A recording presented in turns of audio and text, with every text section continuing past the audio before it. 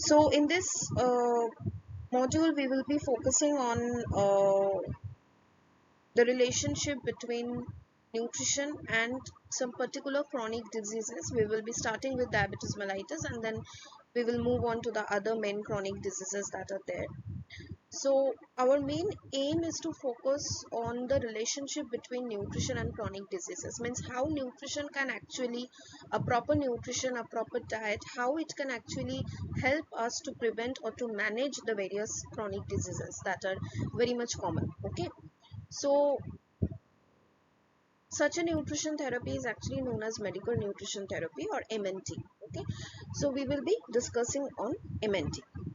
So starting with the most common chronic disease that we have in India, and particularly in the Western countries like America, Canada, USA. So that is diabetes mellitus. Okay, so diabetes mellitus is something that I have already talked about in the previous sessions.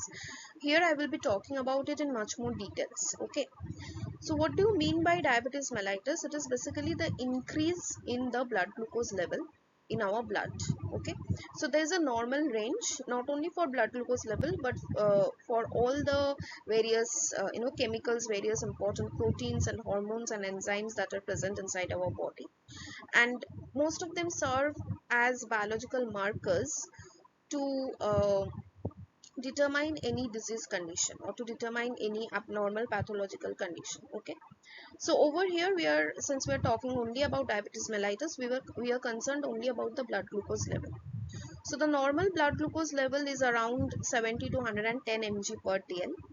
Now diabetes mellitus is the condition where the patient is suffering from hyperglycemia. That is the most important feature or characteristic of this disease.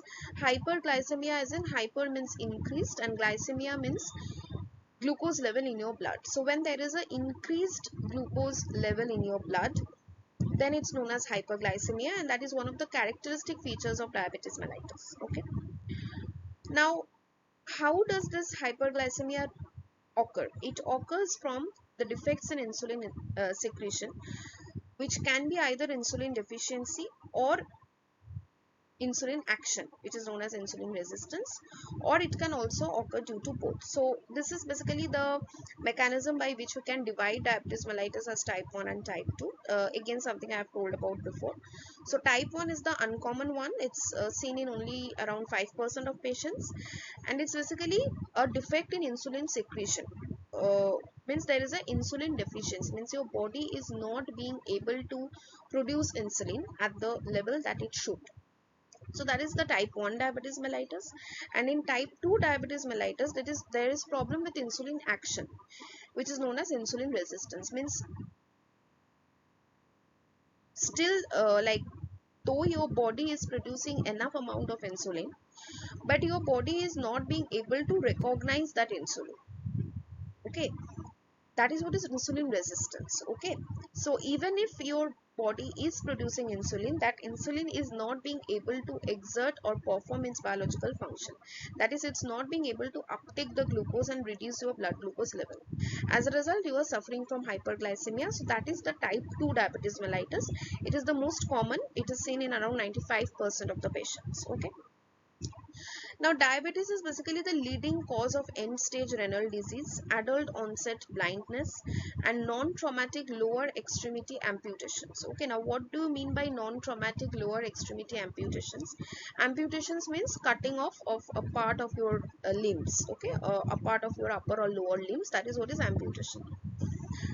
Lower extremity means obviously lower limbs, your feet, and non-traumatic means with something which is not resulted from any accident or from any trauma. Okay, trauma as in any kind of accident. So amputation which is not the result of any kind of trauma or accident, that is non-traumatic amputation. Now what happens in diabetes is there is increased neuropathy. Okay, means there is extreme amount of nerve damage due to this increased glucose level. Due to hyperglycemia, there is extreme nerve damage, and that nerve damage leads to this foot ulcers. Okay, particularly in the lower extremities below the ankle it occurs usually. the pad of our feet. So what happens is increased ulceration is there in the food, and if that is untreated, or in many cases what happens, even if we give antibiotic, there are no results. So in that cases we need to amputate that particular portion of the leg. Okay. So that is one of the major consequences of diabetes. And another important consequence is adult onset blindness. Now this is again something which is known as diabetic retinopathy, and this occurs mainly because the blood vessels are hampered due to the increased glucose level. Okay. And inside our eye, particularly inside the retina of our eye, what happens, there are very small and short blood vessels, and these blood vessels, they get damaged, they get torn. Okay. As a result, we can suffer from blindness. So that is again a fatal consequence. And another important fatal consequence is end stage renal disease. End stage means the last stage where you actually cannot do anything. Okay, you actually cannot do anything to save that person. So that is the end stage renal disease. So usually for the end stage renal disease, we can go for, it's basically renal failure. Your kidneys are not being able to work properly, so we can actually go for dialysis, but again that is of not that much help. Okay. Because even if we perform even if we can perform dialysis successfully, still there is like the maximum expectancy of that patient is around 5 to 6 years, not more than that. Okay. Now something called pre-diabetes. What is pre-diabetes? Means you are in a situation where you are actually not become diabetic, but you are you are at that stage where you will very soon become a diabetic person. Okay, that is what is pre-diabetes is called. So that is elevated blood sugar that does not reach the criteria accepted for an outright diagnosis of diabetes. Persons with pre-diabetes have an elevated risk for development of diabetes. So if you then and there, if you do not start controlling your blood glucose level aggressively, maintaining a proper diet, maintaining a proper lifestyle, then you will be having a higher risk of developing diabetes mellitus. That is what is meant by pre-diabetes. Okay. Now coming to the diagnosis part of diabetes. So basically the normal blood glucose level, as I mentioned earlier also, it is 70 to 120 mg per dl. Now, the diagnosis of diabetes is basically established by elevation of blood glucose by any one of these three criteria. Okay, so there are basically various tests. So, blood glucose level test actually indicates a diabetes mellitus. If it's random, random means any time of the day, not depending on whether you have just ate your food or whether you are fasting, not depending on anything like that. Just random blood glucose. Okay. So if the random blood glucose concentration is coming to be more than 200 mg per dl in a particular person with classical signs and symptoms like increasing weight, polydipsia, polyuria. Okay, polydipsia is actually increased thirst. Okay, continuously now and then you are feeling thirst, and polyuria means increased urination. Okay, continuously every now and then you are feeling that you need to urinate. That is polyuria.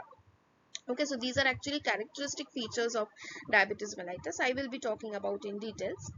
So these are some of the signs and symptoms, and along with that, if you see that your random blood glucose level is coming to be more than 200 mg per dl, then you are diagnosed as a diabetic person.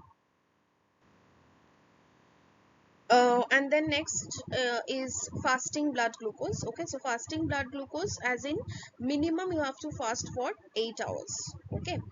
uh, Recommended is 10 to 12 hours, but minimum 8 hours you have to fast. So if you're fasting blood glucose, the normal range is 70 to 110, but if it comes to be more than 126 mg per dl on more than one occasion, means only one time if you do the test, that is not sufficient. Okay, you have to do it at least 2 to 3 times, and if all the times it comes to be more than 126 mg per dl, that means you are diabetic. Okay.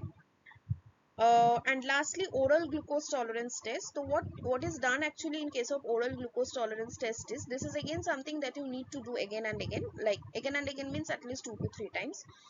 Just only once is not enough. Okay, so in the oral glucose tolerance test, you are actually given a oral glucose solution. Okay, which is containing around 75 gram of glucose. So that is actually the standard carbohydrate load.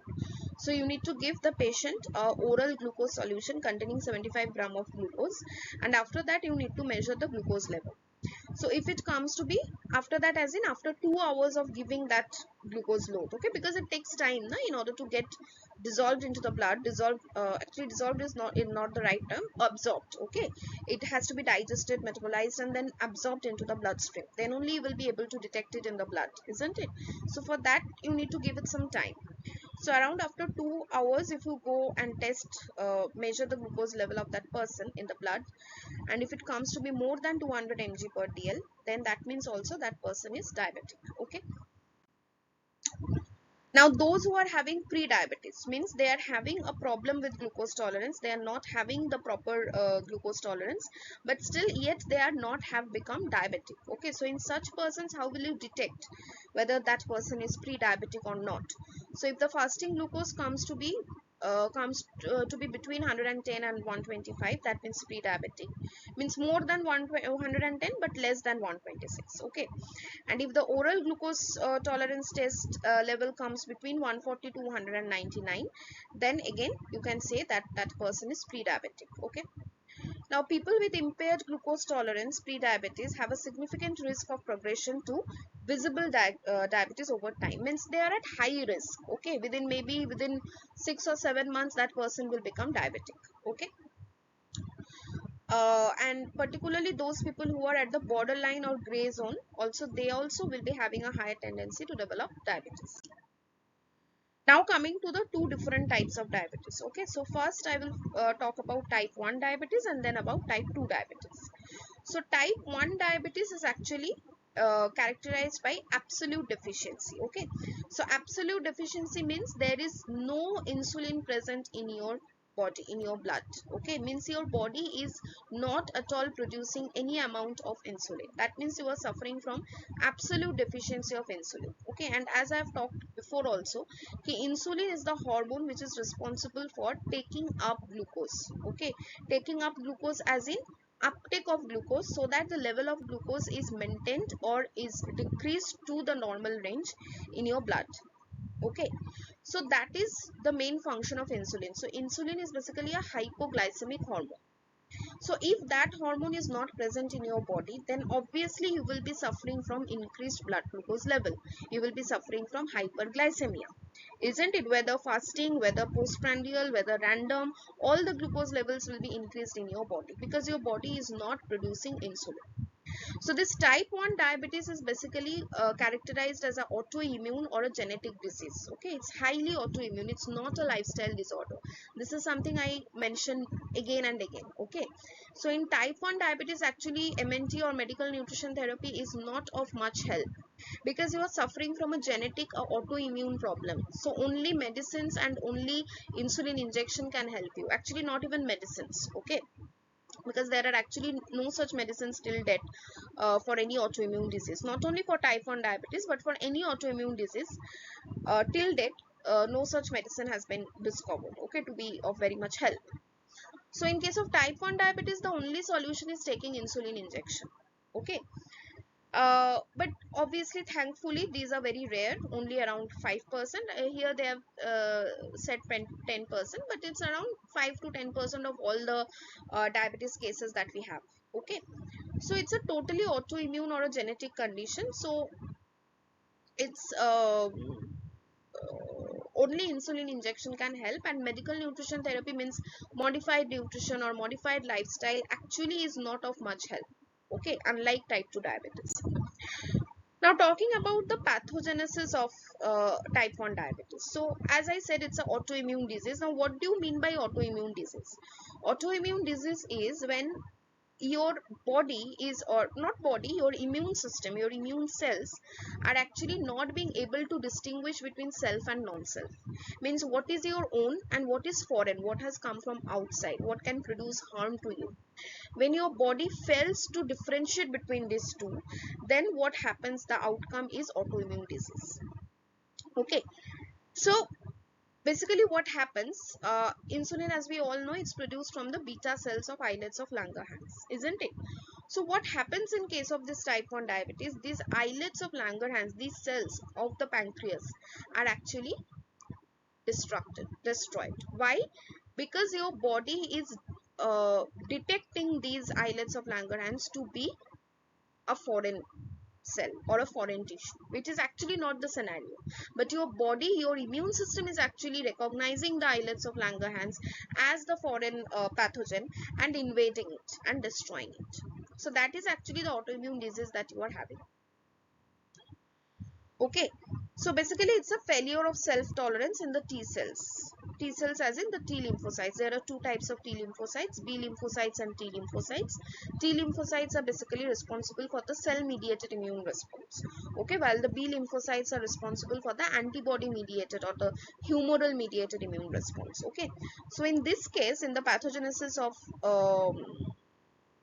this type 1 diabetes, basically it's due to the response of the T cells. Okay, so basically antibodies or the cells are actually reacting against the beta cell antigens and destroying the beta cells of the islets of Langerhans. Okay, that is basically the scenario.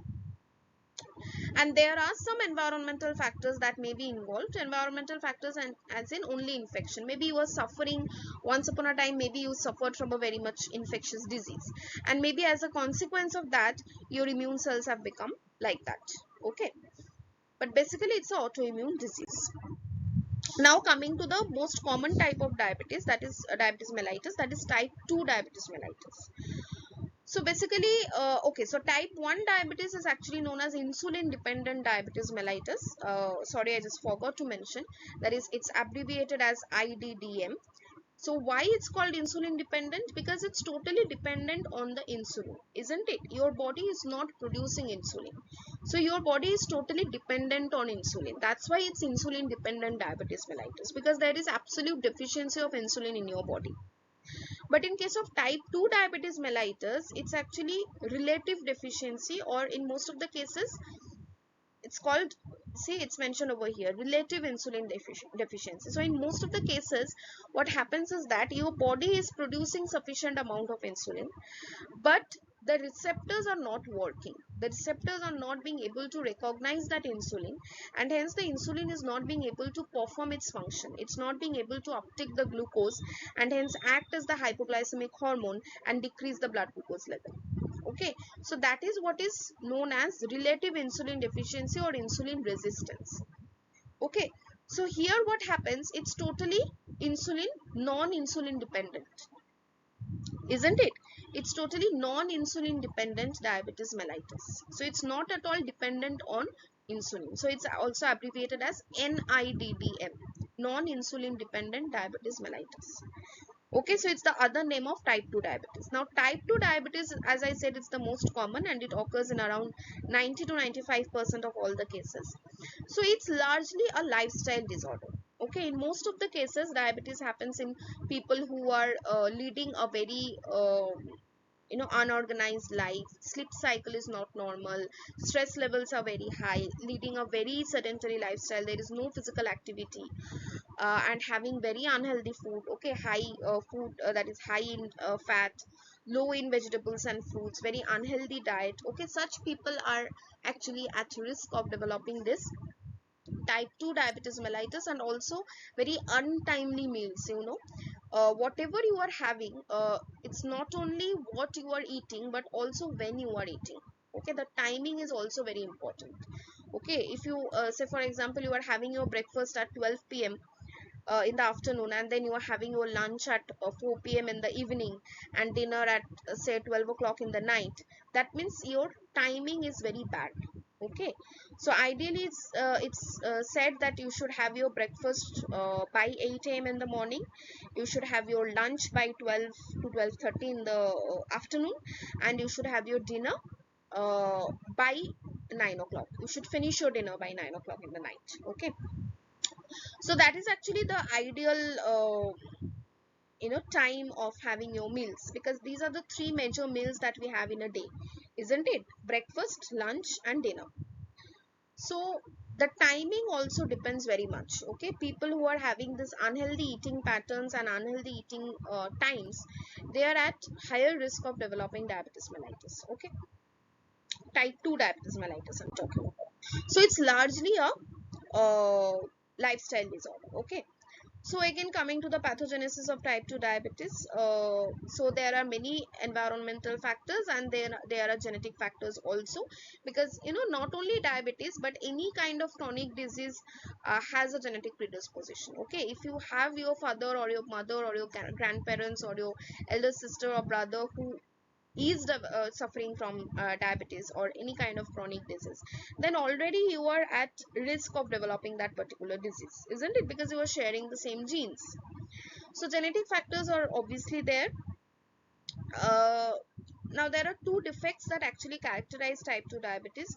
One is insulin resistance, which I already mentioned in details, and second is beta cells dysfunction, that is manifested as inadequate insulin secretion in the face of insulin resistance and hyperglycemia. So it can also happen that along with insulin resistance, your beta cells of pancreas are actually not properly functioning, and so the insulin level is also lowered. That is what is relative insulin deficiency. Okay, means you are having it but not sufficient, not in sufficient amount. That is relative. Okay, and absolute means you are not at all having it in your body.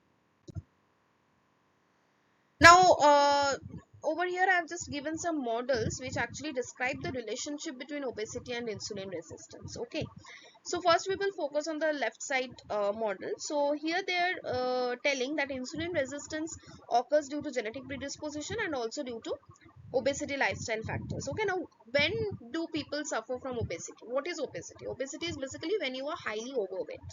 And when you are highly overweight, obviously when you are leading a very unhealthy lifestyle, unhealthy as in both in matter of nutrition as well as in matter of physical well-being. Okay, you are not having any kind of physical activity, you are totally leading a sedentary lifestyle. Okay, sleep cycle is disturbed, stress level is high, and you are eating very unhealthy food and also at improper timings. That means you are living a completely unhealthy lifestyle, and that is the situation, that is the time when you are at higher risk of becoming obese. Okay, so becoming obese will lead to insulin resistance, that will lead to compensatory beta cell hyperplasia. Now what is the difference between hyperplasia and hypertrophy? Hyperplasia is increase in the number of the cells, and hypertrophy is increase in the size of the cells. Okay, now when you are having insulin resistance, the normal response of the body will be ki, okay, my body is not having insulin, is not getting insulin, so I need to produce more and more of insulin. Okay, that will be the normal response of your body. So even if the insulin level is normal in your body will go on producing more and more insulin, and for that what is needed? For that, more number of cells will be needed, and as a result there will be beta cells hyperplasia. Okay, and that will lead to beta cell failure, because there will be tremendous pressure on the beta cells, and then the beta cells will fail. So they will fail to produce insulin, and obviously that will lead to impaired glucose tolerance and diabetes, isn't it? And on the right hand side,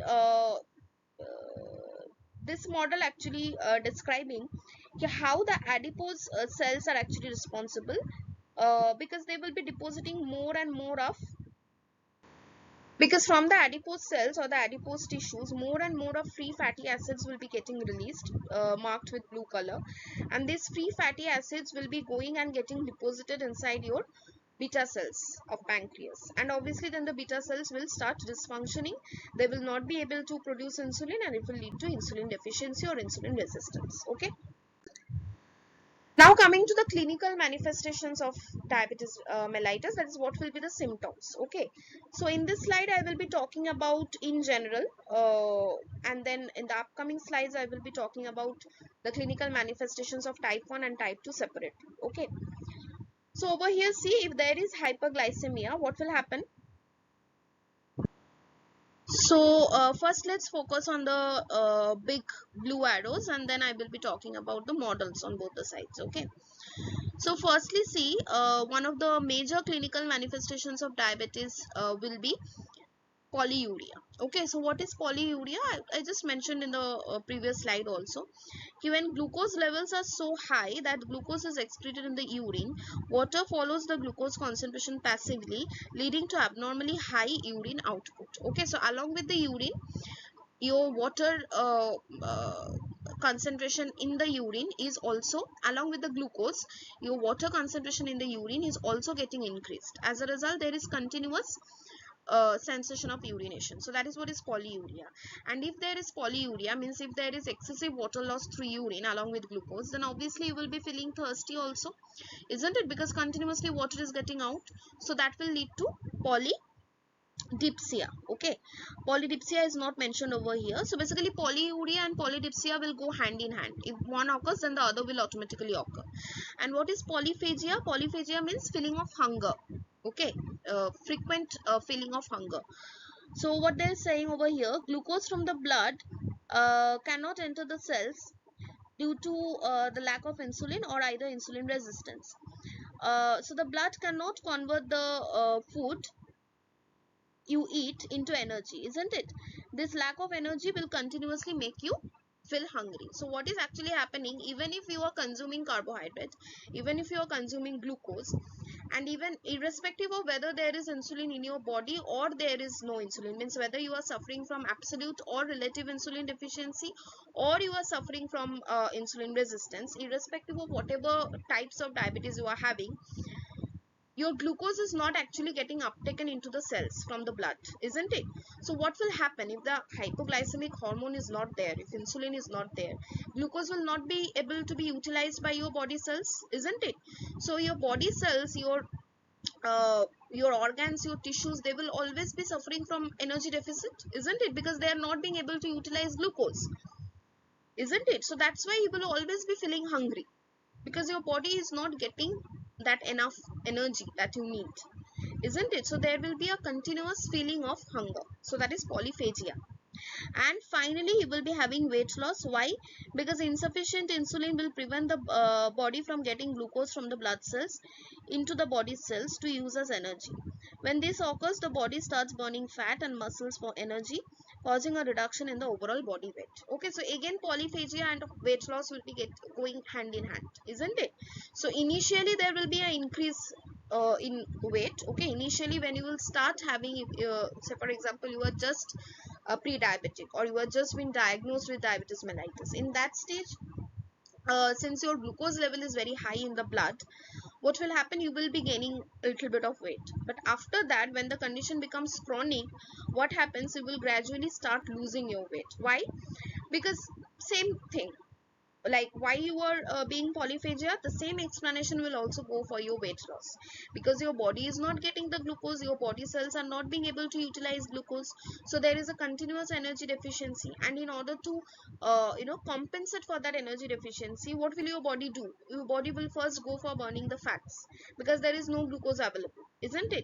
So the body will go and burn your fats, and then when the fats are also used up, it will go and start burning your protein, means your muscle mass, your lean body mass. So as a result, automatically you will be losing kilos and kilos of weight, isn't it? So this polyphagia, polyuria, polydipsia and weight loss, these are the common symptoms of, or common clinical manifestations of diabetes mellitus, irrespective of which kind of diabetes mellitus you are suffering from. Okay, now let's come to the models. So first let's focus on the model that is shown in the left hand side. Okay, so here they are showing that how hyperglycemia can even lead to your coma or death. Okay, so hyperglycemia will lead to glycosuria, means presence of glucose in urine. That will lead to polyuria. Just now I explained why polyuria. Polyuria will lead to dehydration, obviously, because continuous loss of water, and that dehydration will eventually lead to polydipsia, means increased thirst. And also polyuria will lead to loss of electrolytes, and if there is loss of electrolytes, continuous loss of electrolytes, obviously what will happen, you will be comatose, isn't it?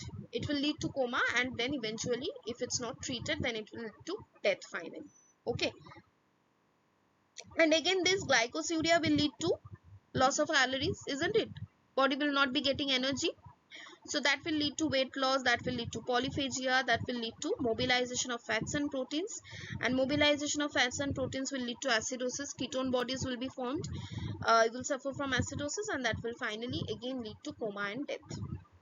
Okay, now let's come to the right hand side model. So here what they're saying is, Here what they're saying is ki inside your adipose tissues the free fatty acids will be increased, and that will be getting deposited inside your pancreas, inside your liver. That will lead to liver cirrhosis, isn't it? Inside your blood vessels, in the arteries they will be deposited. That will be leading to retinopathy, blindness, and finally they will also lead to kidney damage, isn't it? And then that kidney damage can be very much fatal, isn't it? So you can go blind, you will your kidney will be not be able to function properly, and also since there will be immense amount of nerve damage, so you can also suffer from foot ulcers, which can ultimately lead to amputation. Okay, now coming to the just as I mentioned, I will also talk about the clinical manifestations differently for type 1 and type 2. So first let's start with the clinical manifestations of type 1 diabetes mellitus. Okay, so again the three important symptoms which I already talked about in details. Polyuria means increased urination, polydipsia means increased thirst, and polyphagia means increased hunger. So despite the increased appetite means increased hunger, catabolic effects will prevail, resulting in weight loss and muscle weakness. Okay, so usually our normal what to say normal concept says what, if I eat more and more then I will be gaining weight, isn't it? But that's not the case in case of diabetes mellitus. Okay, particularly type 1 diabetes mellitus, both type 2 also. Why? Because though I am eating, though I am feeling hungry, I am suffering from polyphagia and I am eating, but my body is not being able to utilize that glucose, isn't it? Because insulin is not there, so the hypoglycemic hormone is not there, so my body is not being able to utilize that glucose, isn't it? So the body cells and organs are always deficient in energy. So what happens? Catabolism is prevailing inside my body, because since the body cells are not getting glucose, they will be searching for other sources of energy, that is fat and proteins. So the fats will be broken down, the proteins will be broken down, so automatically the lean body mass will be going down, isn't it? So my muscle mass and weight loss will prevail. So in patients with type 1 diabetes, deviations from normal dietary intake, unusual physical activity, infection, or any other form of stress may rapidly influence the metabolic imbalance. Okay, predisposing the affected person to diabetic ketoacidosis. Now, what do you mean by ketoacidosis? Diabetic ketoacidosis means when ketoacidosis is occurring in a diabetic person, isn't it? And what is ketoacidosis? Ketoacidosis is basically acidosis which has resulted from the formation of ketone bodies or ketones. Now, when these ketones actually form when the body has started breaking down fats as a source of energy. So when there is no glucose, the body will first start breaking down the fat deposits, means the adipose tissues and the adipose cells, adipocytes. Okay, and this breakdown of fat will lead to formation of ketone bodies or ketones. Okay, and these ketone bodies are actually very much toxic and very bad for our body. So what they will do, they will cause acidosis, means the pH of our body, the normal pH is between 7.2 to 7.3, isn't it? Almost neutral or slightly alkalic, basic. But if this acidosis occurs, then our pH falls below 7. It becomes say for around 6.5, 6.7. Okay, so that is a condition which is very much toxic, and it also leads to acetone like breath. When we breathe, if we are suffering from diabetic ketoacidosis or normal ketoacidosis also, our breath will be having a acetone like smell. Okay, so that is diabetic ketoacidosis, and that is a clinical manifestation of type 1 diabetes mellitus. Okay, so in case of type 1 diabetes mellitus, the plasma glucose is in the range of 500 to 700 mg per dl, which is very high, isn't it? Because type 1 means absolute insulin deficiency. So there is no insulin in your body. So obviously the glucose levels will be shooting up very high, isn't it? The marked hyperglycemia causes an osmotic diuresis and dehydration, obviously, because continuously you are urinating, polyuria, isn't it? Continuous water loss, so obviously it will lead to dehydration, isn't it? And it is particularly a characteristic of the ketoacidotic state. Now coming to the clinical manifestations of type 2 diabetes mellitus, which is the most common and which is also known as the lifestyle disorder. Okay, we can actually largely manage and treat diabetes mellitus but by just some lifestyle modifications, particularly diet modifications. I will be talking about in details. Okay, this is where the role or the importance of medical nutrition therapy or MNT comes into play. Okay. So type 2 diabetes mellitus, the manifestations will be polyuria and polydipsia. Okay, means increased urination and increased thirst. But unlike type 1 diabetes, patients often are older than 40 years and frequently are obese. So mostly the type 2 diabetic patients are obese, means overweight, and they are usually older patients, like more than 40 or 50 years of age. Okay. Type 1 actually occurs in the early ages of life only, like around 25 to 30 years of age. You will get type 1 diabetes mellitus, but type 2 usually occurs after 40 or 45 years of age. Okay, so that is the basic difference. And they may develop hyperosmolar non-ketotic coma, and it will be characterized by severe dehydration resulting from sustained osmotic diuresis and urinary fluid loss due to chronic hyperglycemia. And typically the affected person is an elderly diabetic who is disabled by a stroke or an infection and is unable to maintain adequate water intake. Okay, so that is basically means you have to have some other health issues, other complications, okay, for suffering from type 2 diabetes mellitus. Now coming to the next important chronic disease, that is cardiovascular disease. So cardiovascular disease basically consists of heart, stroke and vascular disease. So it has been seen that in the year 2005, 30% of 58 million deaths globally were due to cardiovascular disease. Which is equal to infectious disease, nutritional deficiencies, maternal and perinatal conditions combined. And 46% deaths were of patients who were less than 70 years old. So cardiovascular disease, it has been found it kills more Australians than any other disease group. 3.6 million Australians have been affected. 1.1 million long-term disability has been seen, increased by 18.2% over last decade, and more disadvantaged groups are more likely to die. Now, what are the risk factors when we are talking about cardiovascular disease? Uh, Number one, 60% of overweight or obese, 54% insufficiently active, 51% high blood cholesterol, 30% high blood pressure, 13% drink at levels harmful to health, means alcoholic, and 8% are having diabetes. So these are the risk factors. Now coming to something called dyslipidemia, means abnormal levels of lipid in your blood. Okay, so abnormal as in the total cholesterol is more than 5.5 millimole per liter. HDL cholesterol, that is the good cholesterol, which should be present in more amount, that is less than 1 millimole per liter in men and less than 1.3 millimole per liter in case of women. If the LDL cholesterol is more than 3.5 millimole per liter, both for men and women, because LDL is the bad cholesterol, so that should be present in less amounts.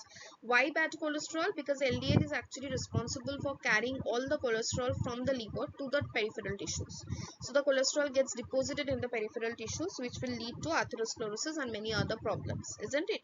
Weight gain and etc, etc. But HDL cholesterol, why it is the good cholesterol? Because it is actually transporting cholesterol in just the opposite direction of LDL, means from the peripheral tissues to the liver. So after coming to the liver, that cholesterol is getting metabolized, broken down, and then getting excreted from the body, isn't it? So that's why HDL is the good cholesterol. It should always be present in more amounts in the blood, and LDL is the bad cholesterol. It should always be present in less amounts in our blood. Okay. So serum total cholesterol means HDL, LDL as well as the triglycerides. Okay. So high serum LDL will be atherogenic. It will be promoting atherosclerosis. What is atherosclerosis? Deposition of cholesterol in the walls of the coronary artery of the heart. High serum triglycerides will also be atherogenic, and low HDL cholesterol will be atherogenic because it's the good cholesterol, HDL, isn't it? So it should be present in more amounts. If it's present in low amount, that means it will again promote atherosclerosis. Okay. Now coming to the different risk factors, lifestyle risk factors when we are talking about dyslipidemia. Okay, so current smokers more likely to have high cholesterol. Obese adults again will be having high cholesterol. 84.7% people with high total cholesterol uh, will be at risk, okay, along with high LDL and high triglycerides. Those people who are hypertensive, okay, uh, along with higher total cholesterol, then high levels of LDL cholesterol, okay, which is more common among men than among women, because LDL is the bad cholesterol. And those with high LDL cholesterol are more likely to have high triglycerides than those with normal LDL levels. Means your LDL will also be increased, your triglyceride will also be increased. Both of them are atherogenic, isn't it? uh, and also what? So if the serum cholesterol is decreased, that will also decrease your risk of suffering from any cardiovascular disease, okay, or chronic heart disease. And for every decrease of 10% of serum cholesterol, it results in 12.6% of decrease in the events of any heart problem or heart disease, okay. Saturated fats and trans fats should also be consumed less, okay. More they will be increased, more there will be increase in the LDL cholesterol, okay. And we should always be replacing saturated fat with polyunsaturated fatty acids or fats, which is, the usual recommended medical nutrition therapy or MNT, when we are talking about the role of MNT in such chronic diseases, okay. Because polyunsaturated fat, particularly PUFA as well as MUFA, also monounsaturated fat, these are actually much more beneficial for our health in comparison to the saturated fats or the trans fats, okay. So we should also be always be very careful to avoid this trans fats and saturated fats, and in turn we should always prefer the unsaturated fats like PUFA and MUFA, okay. So unsaturated fats are basically found in vegetable oils like sunflower oil, soybean oil, rice bran oil, okay. And monounsaturated fatty acids are found in the in the nuts, okay, like cashew, almonds, walnut, okay. These are actually good fat, okay. And then obviously obesity will also increase LDL cholesterol, that is the bad cholesterol. And exercise will be responsible for increasing the good cholesterol, that is HDL, okay. More you physically active you are, more will be the levels of HDL in your body, okay. And if you are having moderate alcohol, then HDL level will also be increased, but obviously alcohol is something we should always avoid. And omega-3 fatty acids, they are actually inversely related, means more you are consuming the omega-3 fatty acids, less will be you will be at risk for developing cardiovascular diseases, isn't it? Because omega-3 fatty acids are again having antioxidant properties, and they are actually anti-atherogenic, just like HDL, good cholesterol. Omega-3 fatty acids are also anti-atherogenic, so they will be protecting us from cholesterol deposition, okay. Now coming to something called trans fatty acids or trans fats, again something which is highly not recommended in case of persons who are suffering from dyslipidemia or hyperlipidemia, okay. So these trans fatty acids are basically unsaturated fat which behaves like a saturated fat. So if it's behaving like a saturated fat, that means it's not good, isn't it? So there are some naturally occurring trans fatty acids like dairy products, beef, lamb, okay, any kind of red meat, okay, mutton, bacon, ham, pork, these are all high sources of trans fats, okay. So they are basically unsaturated fat, but they are acting like saturated fat, okay.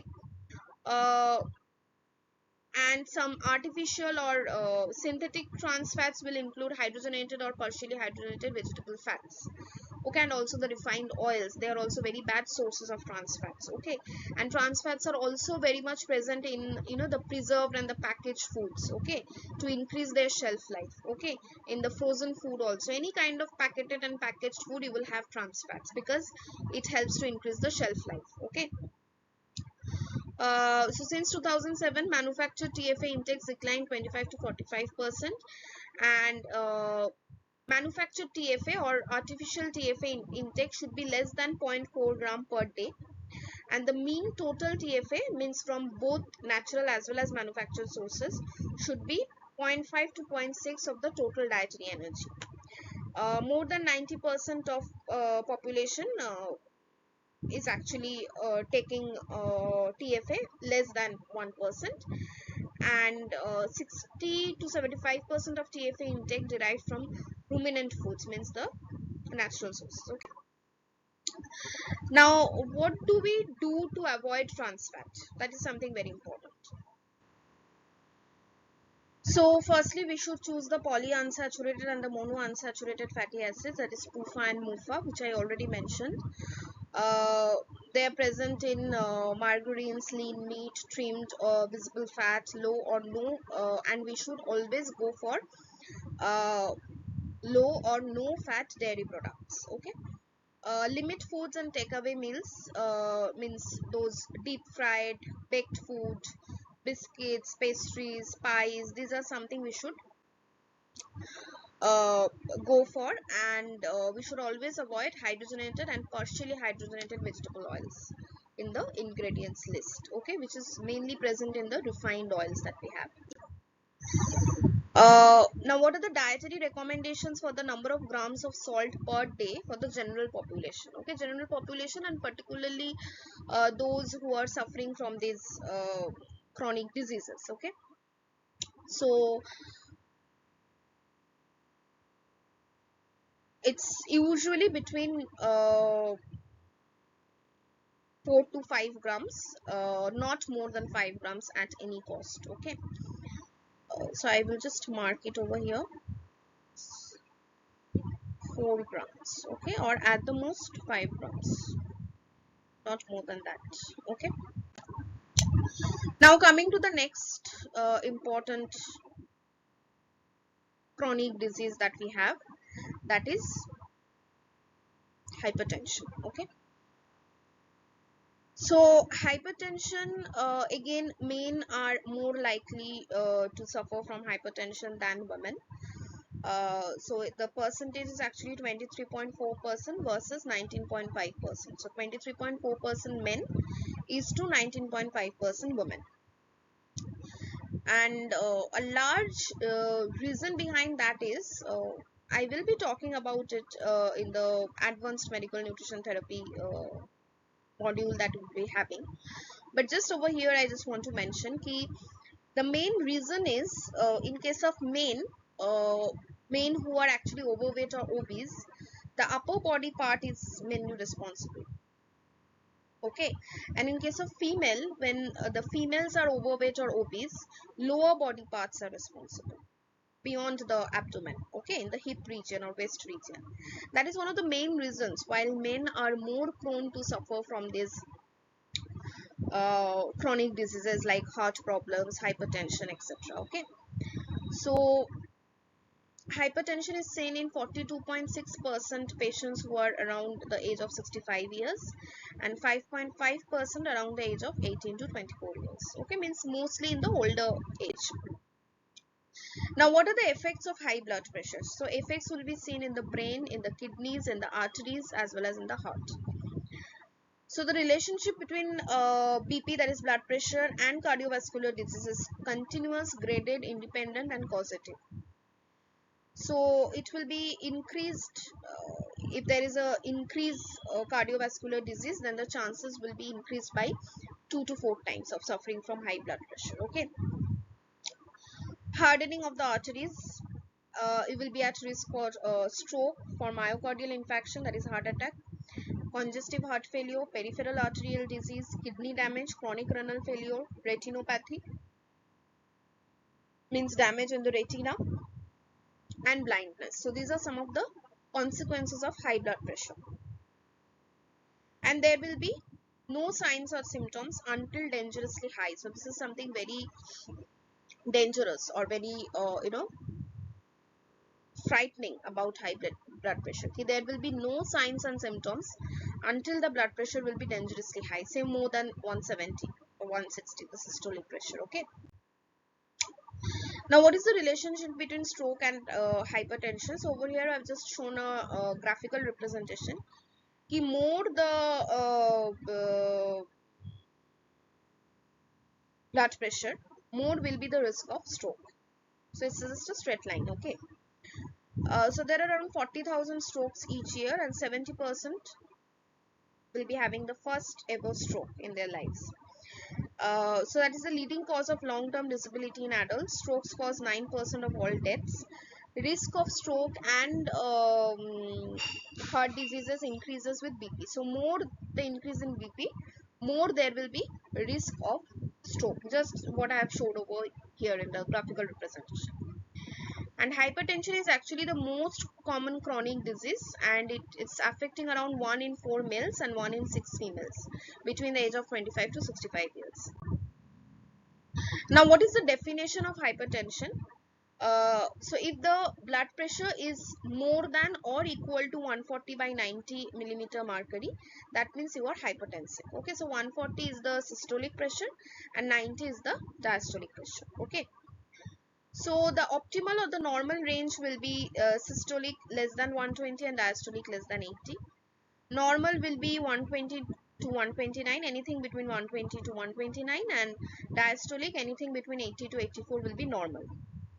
Higher level of normal will be systolic anything between 130 to 139, and diastolic anything between 85 to 89.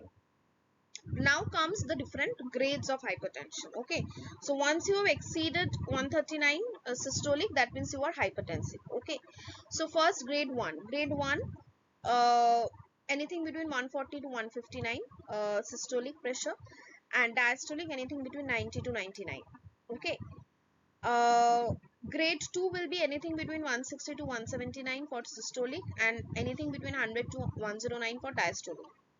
And grade 3 will be if the systolic is more than or equal to 180 and diastolic is more than or equal to 110. And there is something called isolated systolic hypertension, where only the systolic pressure will be more, but the diastolic pressure will be normal, less than 90. Less than 90 means normal, isn't it? Normal or higher level of normal. But the systolic pressure has become more than or equal to 140. So only the systolic pressure has increased, not the diastolic pressure. That is isolated systolic hypertension. Okay. Now again, what are the key lifestyle changes that we can go for if you want to reduce cardiovascular diseases? Okay. So firstly, we need to lower the intake of trans fats and saturated fats. I have already mentioned that. Saturated fats should be less than 10% of energy intake, and mono unsaturated fat, which is actually good, MUFA, that should be 7 to 10% of energy intake. Less than 1% energy intake for trans fats. Omega 3 and omega 6 fatty acids both are good, so they can constitute around 1 to 8% of energy intake. Fish, we should have 1 to 2 serves per week. We should reduce the dietary daily salt intake by 1/3. Maximum is 5 gram per day, which I already mentioned when I was talking about the question over there. And we should eat at least 7 serves per day of fruits and vegetables, means at least 400 grams of fruits and vegetables each day. Whole grain breads, cereals, pulses we should prefer. More than 20 gram of dietary fibers. Maintain body weight in the normal range. Reduce the body weight if you are overweight or obese. Maximum of 3 standard alcohol drinks per day. Physical activity at least 30 minutes per day, which is the moderate level. Okay. And if we are talking about population wide approaches, okay, population wide approaches as in depending on what staple food is there, depending on the religious beliefs of the people, depending on the various communities, the various age groups, okay, means studying a particular population. In that case, we should provide food supply that is low in trans fats and saturated fats, also low in sodium content, cheap readily available foods like food like fruits and vegetables, and healthy environment for eating, and also physical activity, moderate physical activity. Okay, like it's not that you have to go to the gym and you know sweat like an animal, uh, do swimming, jogging, running, etc, etc, zumba, not like that. Only any kind of moderate physical activity is enough. Okay, normal freehand exercise you are doing, normal yoga you are doing, you are just walking a bit, okay, or you are swimming maybe. So any kind of moderate physical activity will be enough. Now what is CKD? CKD stands for chronic kidney disease. Again, a very important chronic disease that we suffer from. So talking about CKD or chronic kidney disease, so there are basically various markers, mainly in the form of enzymatic markers, uh, which are biological markers for detecting any kind of kidney damage. Okay, so if these markers are actually present for around 3 months, then it is defined by structural or functional abnormalities of the kidney with or without decreased GFR. GFR is glomerular filtration rate. I will be coming to what is it. Manifest by either pathological abnormalities or other markers of kidney damage, including abnormalities in the composition of blood or urine or abnormalities in imaging tests. So one, तो obviously you can go for ultrasonography and get images of your kidney, whether there is any kind of abnormality, any stone or any tumor formation. Then you can assess this various markers that are there for kidney damage, enzymatic markers, and also any kind of pathological presence in urine. Okay, say for example blood or increased amounts of glucose, urea, creatine, which should not be present in that high amount in urine. So these are all indicative of CKD or chronic kidney disease, along with decreased GFR. Now what is GFR? Glomerular filtration rate. So glomerulus is one of the main functional and structural units of kidney, particularly the nephron. Nephron is actually the structural and functional unit of kidney, and glomerulus is a very important part of that nephron. Okay, so glomerulus is basically acting just like a sieve, or we call in Bengali it as chakni. Okay, so it acts as a sieve which actually filters all the waste products from the blood. Okay, and whatever is not needed, it will just filter out, and whatever it is needed, it will send it back to the blood. Okay, so glomerulus is that sieve, and the rate through which glomerulus is filtering the blood per minute, that is the glomerular filtration rate. Now if your kidney is not working properly, if your kidney is dysfunctioning, then obviously that glomerular filtration rate will be decreased, isn't it? Because the efficiency or the activity of the kidney has decreased due to any kind of problem, abnormality, pathological condition, isn't it? So that is one of the characteristic feature of CKD. Okay, so if the normal level of GFR, I think, is around 80 ml per minute. So if it is reduced to less than 60 ml per minute for consecutively for 3 months, with or without any signs of kidney damage, then also we can say that you are suffering from chronic kidney disease. Okay, now what are the signs and symptoms of CKD? General signs will include fatigue and malaise, means always you will feel very exhausted and tired. Okay, sleepy. And number two is edema, very important characteristic feature of any kidney problem, kidney failure, kidney stone, kidney tumor. Okay, chronic kidney damage. Okay, any kind of kidney problem, one of the general and common characteristic feature will be edema. Now what is edema? Edema is basically fluid accumulation inside your body. Now when the kidney is not working properly, what will happen? The waste products are not getting filtered out, isn't it?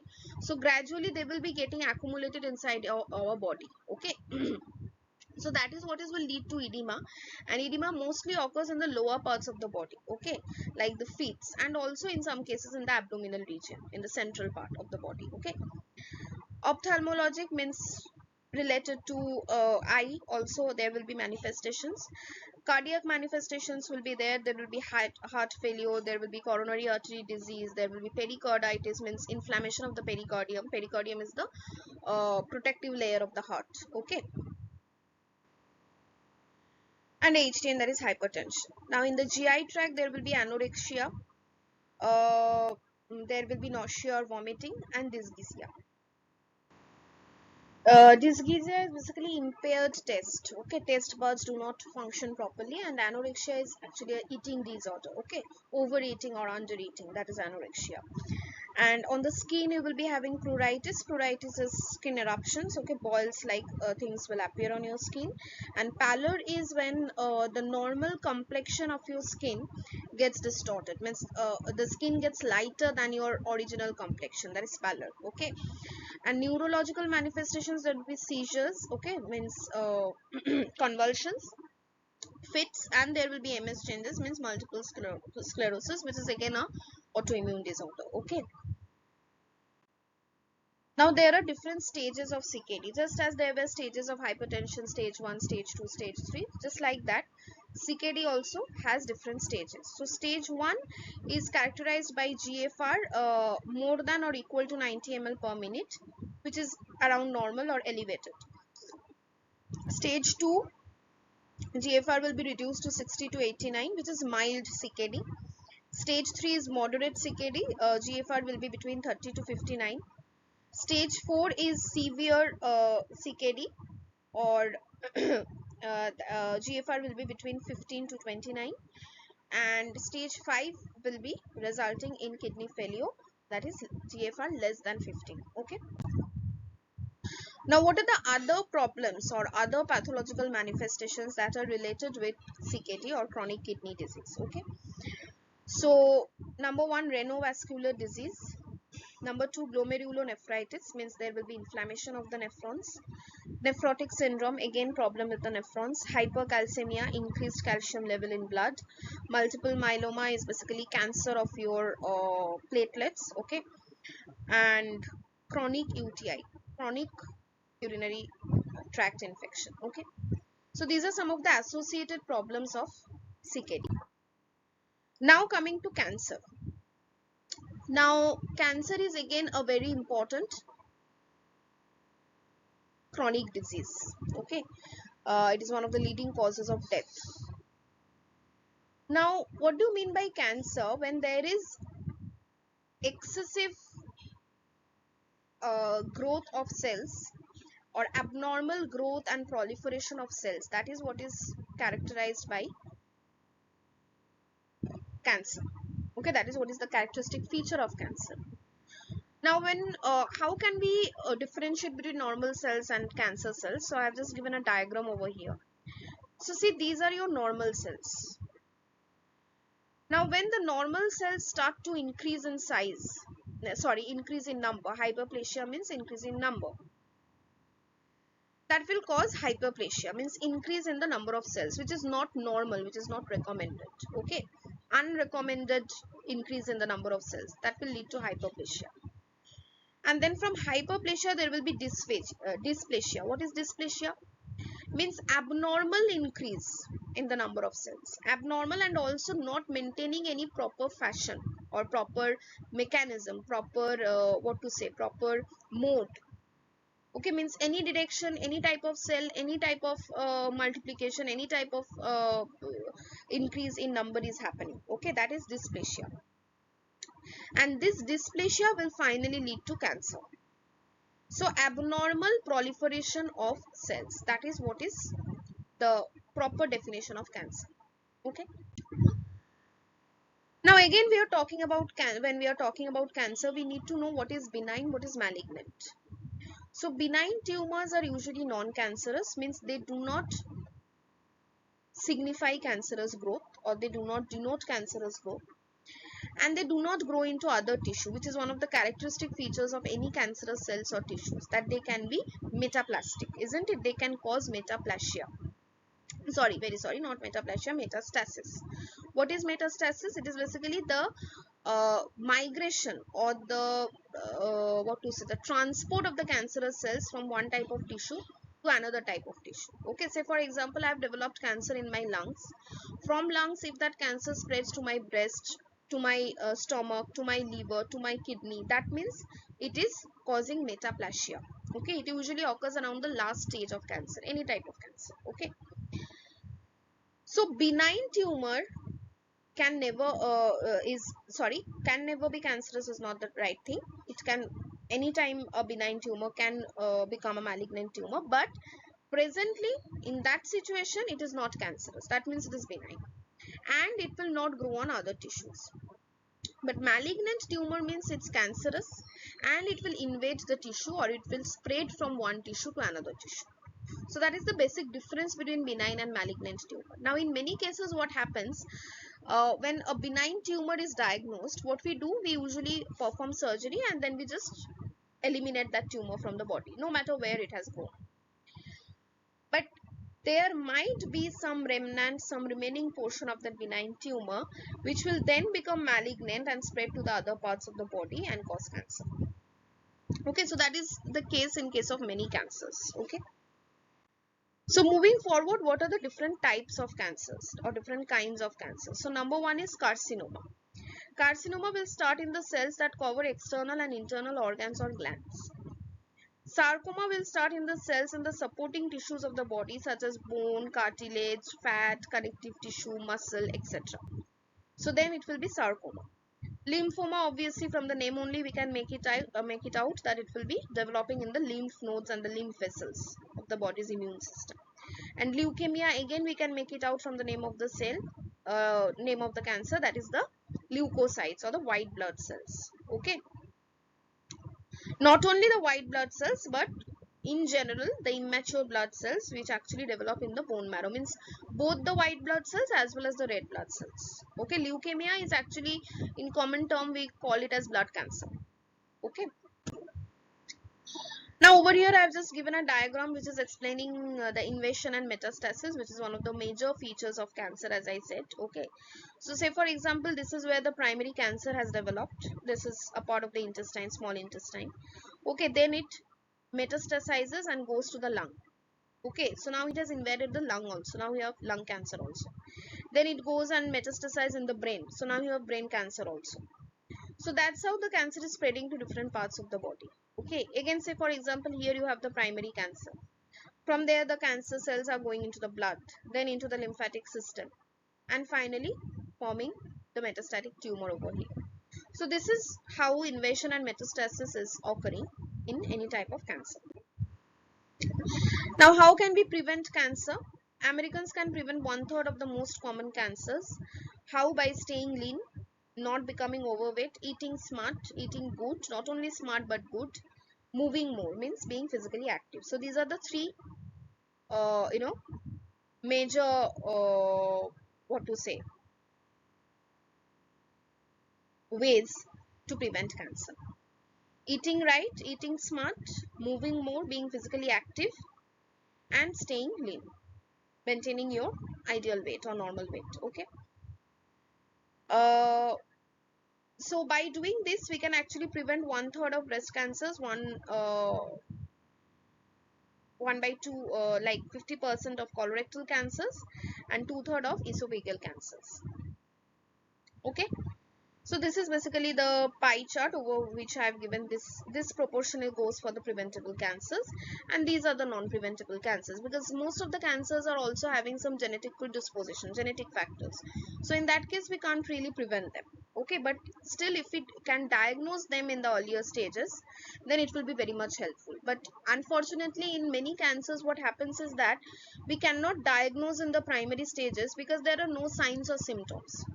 Okay, so if I am having a disease and I am not having any signs or symptoms for that disease, then how will I be able to know that I'm suffering from that disease, isn't it?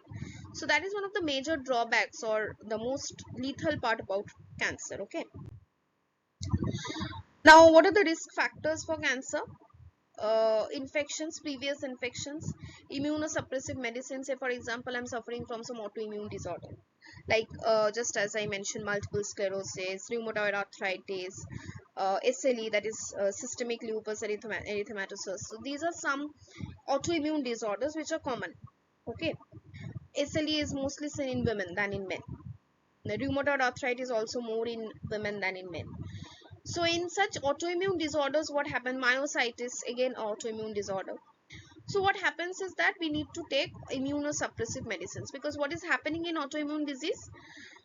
My immune cells are not being able to differentiate between self and non-self. So they have started attacking against my own body cells. They have started destroying my own body cells. Just as I described in case of type 1 diabetes. Okay. It is an autoimmune disorder. So in that case, it's very important that my immune response is suppressed, isn't it? Because it is reacting unnecessarily. My own body cells can never produce, can never be a threat, can never be a pathogen to myself, isn't it? But still there is some kind of problem, some kind of what to say, loose connection in my immune cells, as a result of which they are not being able to distinguish between self and non-self. Okay, they are thinking that my own body cells are only attacking me. or my own body cells are only harmful for me. So they are just going and attacking my own body cells. That is the case in case of any autoimmune disease. So in such persons, it's very important that their immune response is suppressed. Otherwise, it will be very difficult for them to live. Okay. So they need to be having immunosuppressive medicines, and these immunosuppressive medicines are very much responsible in many cases for causing cancer. Okay. Then radiation, exposed to radiation, these are actually, professional hazards in many cases, particularly the scientists, the lab personnel who work in the labs, particularly, the viral labs or the infectious disease laboratories. Okay. In such cases, what happens, you are exposed to radiation. Okay, because radiation is a very good means of sterilization. Okay. So if you get exposed to radiations for increased periods of time, then again you are getting exposed to cancer. And obviously inherited genes, so obviously there are inherited genes like BRCA1, BRCA2. These are basically the inherited genes responsible for causing breast cancer. Okay. Lynch syndrome is actually a type of colon cancer. Okay.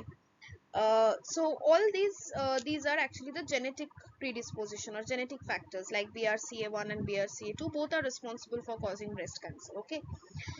So most of the cancers are actually having genetic predispositions or genetic factors, but also along with this, these factors are also some important risk factors for cancer. Okay. Now, how can we prevent cancer? Although there is no way to completely prevent a diagnosis of cancer, health behaviors can reduce the risk of cancer. So we should avoid tobacco, that is smoking, nicotine, avoid excessive sun exposure, limit alcohol, avoid cancer viruses, avoid exposure to carcinogens at work. Say for example, just at this moment I can remember only one carcinogenic chemical compound, that is ETBR, ethidium bromide. Okay, it's actually used as an intercalating dye to visualize DNA. So when we run the DNA strands or the in the electrophoresis gel, then we have to add this ETBR or ethidium bromide so that we will be able to visualize the DNA. If ETBR is not added, then we will not be able to visualize the DNA in the UV lamp, under the UV lamp. Okay. Why? Because this ETBR is acting as the intercalating agent, intercalating dye. So it just goes and stacks itself between the phosphodiester bond of the DNA, and that's why we are able to visualize the DNA. Okay. So this ETBR is a carcinogenic compound. So those people who are maybe regularly working in the lab and regularly their job is to run this electrophoresis gels, such people are at high risk of getting exposed to ETBR, isn't it? So these are some of the things we need to be conscious of, aware of. Consume more and more of fruits and vegetables because they are having large amounts of phytochemicals and antioxidants. Okay, so these phytochemicals are actually known to act as anti-cancerous agents as well as antioxidants. Why? Because their antioxidants scavenge or catch up the free radicals which form due to hydrogenation or partial hydrogenation of oils, and these free radicals are actually responsible for development of cancerous tissues and cells. Okay, so if the antioxidants are out there and they can scavenge these free radicals, then obviously they can prevent cancer formation. Okay. Exercise regularly, be physically active, and get screening tests done and go to checkups. Regular checkups should be done, regular health checkups. Okay, means ECG normal, CT scan, MRI, all the blood parameters. Okay, they should be checked normally. Blood parameters as in the sorry, they should be checked regularly. Okay, blood parameters as in the your CBC, total blood count, differential blood count, hemoglobin, fasting glucose. Okay, these are some of the lipid profile. These are some of the important blood parameters that you need to be checked, that you should check at an interval of say 1 to 2 years. Okay, particularly if you are more than 40 or 50 years of age. Now, cancer treatment, it can be surgery, just surgical removal of the cancerous part or the cancerous tumor. So that can be a treatment, surgery, and then radiation. Okay. um, Radiotherapy. Chemotherapy means it can either be oral or IV. Then targeted therapy as in only targeted towards the tumor or the cancerous growth. Okay. And palliative treatment obviously is there. Palliative treatment as in just focusing on giving relief from the symptoms. Okay, say for example, I'm suffering from colon cancer, and as a result I am having nausea, indigestion, constipation. So treatment which is only focused on resolving those symptoms, resolving those difficulties, that is palliative treatment. Okay, means giving temporary